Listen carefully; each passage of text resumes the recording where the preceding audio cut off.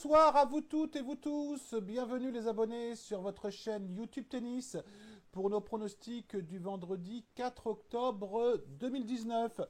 On fait un bilan les abonnés sur ce que je vous avais proposé sur la précédente vidéo. On avait fait une première journée du mois qui avait été effectivement très bonne sur des cotes relativement sympas, mais je vous avais dit effectivement sur la dernière vidéo que rien ne disait quand on travaillait comme ça sur des grosses cotes ou sur des cotes value qu'on pouvait faire effectivement le lendemain à 0 sur 4. Malheureusement, je ne m'étais pas trompé.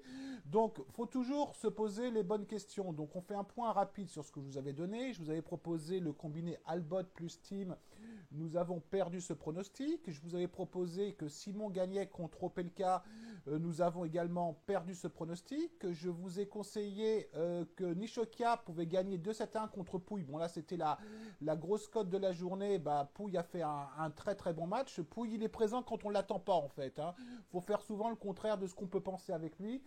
Et je vous avais conseillé Benkik qui gagne contre Kvitova. On a perdu ce pronostic. Alors, s'il y a des nouveaux abonnés aujourd'hui, je vous rassure, allez voir effectivement notre bilan. Vous avez chaque mois notre bilan.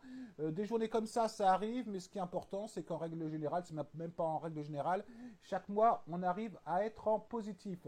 Pendant que j'y pense, les abonnés, vous avez dans les commentaires le lien de la nouvelle bankroll qui vous permet de suivre la nouvelle bankroll. Bon, on n'est pas à la rue encore, on est encore en positif. Bon, on a eu une journée qui est assez catastrophique.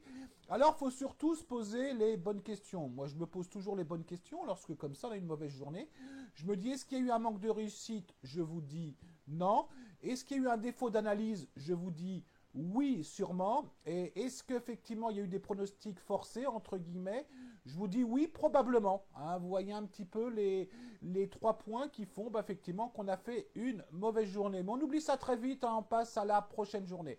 Alors, pour la journée de demain, je vais vous proposer un pronostic principal et un pronostic secondaire. En pronostic principal, je vais vous proposer le match entre Isner et Tsitsipas. Alors, on a un Isner qui fait un bon tournoi, puisqu'il a battu mon fils de 7-1. Il a battu aujourd'hui Evans aux 2 tie-break, je pense. J'ai pas vu le match, mais à mon avis, on ne doit pas être forcément loin de ça. Contre un Tsitsipas qui n'est pas génial, actuellement, on sent véritablement qu'il rame beaucoup. Bon, il a battu au premier tour Lajovic, je dirais, avec beaucoup de réussite, parce qu'il était breaké au début du 3e set. Aujourd'hui, il a battu Balashvili, alors effectivement qu'il était mené 1-7-0. Mais alors moi, je suis pas super convaincu par les gros serveurs à la Isner. J'ai rien contre Isner, mais qui basent tout effectivement sur leur service, qui espèrent un tie-break pour choper un point ou deux sur le service adverse, et puis on se dit, bon je vais essayer de passer 2 tie-breaks dans le match. Moi, je suis pas forcément convaincu, donc j'irai plutôt sur Tsitsipas. Donc ok, Isner a battu Tsitsipas 2 fois. Une fois en 2018 à Wimbledon et une fois en 2017 sur un tournoi chinois aussi. Moi, je suis pas forcément convaincu. Je vais plutôt aller sur Tsitsipas. On a une cote aux alentours d'1,72 et je vais vous proposer 1,5% de notre capital. En deuxième pronostic, donc on va l'appeler le pronostic secondaire qui pourrait ressembler à l'avis qu'on faisait auparavant. Je vais vous proposer de combiner 2 matchs. Donc le premier match que je vais prendre, c'est Opelka contre Uchiyama. Alors Uchiyama n'a pas été dégueulasse, entre guillemets, puisqu'il a fait 2 tours de qualification contre Johnson et Granollers. Il a battu Per, qui était encore en vacances, ça j'en ai parlé. Il a réussi à battre Albot, on l'a vu, ça fait quelques secondes. Contre un Opelka, pareil, c'est un peu un joueur à la Isner, mais je trouve plus complet quand même, qui a fait 2 matchs assez convaincants, puisqu'il a battu Fritz et Simon 2-7-0. Moi, je verrais bien Opelka stopper la série de notre japonais Uchiyama.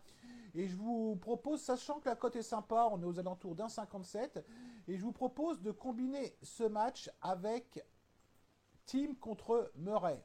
Donc on a un team, alors beaucoup d'entre vous, les abonnés, pourraient se dire oui, mais enfin Team, il n'est pas terrible quand c'est pas de la terre battue. Oui, enfin n'oublions pas quand même que Team se prépare pour le Masters et il est obligé effectivement d'avoir de bonnes performances pour se mettre en confiance. Il a fait 2 premiers matchs que j'ai trouvé assez convaincants. Contre un Murray qui revient, faut pas l'oublier, faut pas l'enterrer. Il a battu Berrettini, il a battu Nori difficilement en 3-7. Mais je pense que pour Murray, physiquement, ça va commencer à être difficile. Hein. C'est-à-dire qu'il n'est pas encore prêt à jouer 3, 4, 5 matchs de suite. Là, il a joué 2 gros matchs. Je pense que ça pourrait être difficile. Je verrais plutôt la victoire de Thiem demain parce que la cote est assez sympa. Les 2 dernières confrontations, c'est Thiem gagnant. On est à une cote à 1,44. Donc, si on regarde tout ça, ça nous donne une cote à 2,42 en moyenne suivant les books. Hein. Alors après, ça peut être entre 2,35 et 2,45. Et là, je vais mettre également 1,5% de mon capital. Hein. Donc, vous avez un pronostic principal qui est Tsitsipas. Vous avez un pronostic secondaire qui est donc le combiné entre Thiem gagnant et Opelka gagnant. Donc, vous faites ce que vous sentez. Hein. Ne me tombez pas dessus après en me disant c'est perdant.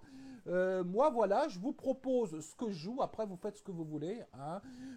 Vous êtes maître de vos mises, hein, les abonnés, j'insiste bien. Mais surtout, essayez de respecter les mises. Beaucoup disent les mises, je m'en fous, je m'en fous.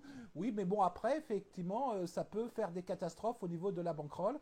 Quand on a une bankroll où on a voté 50, 60, 70%, pour se rattraper, pardon, c'est très compliqué. Hein. Donc, essayez d'être très, très prudent en mise, surtout. Voilà, bah écoutez, j'ai terminé pour ce soir. Je vous souhaite une très très bonne soirée à vous toutes et à vous tous et je vous dis à très bientôt. Allez, ciao les abonnés.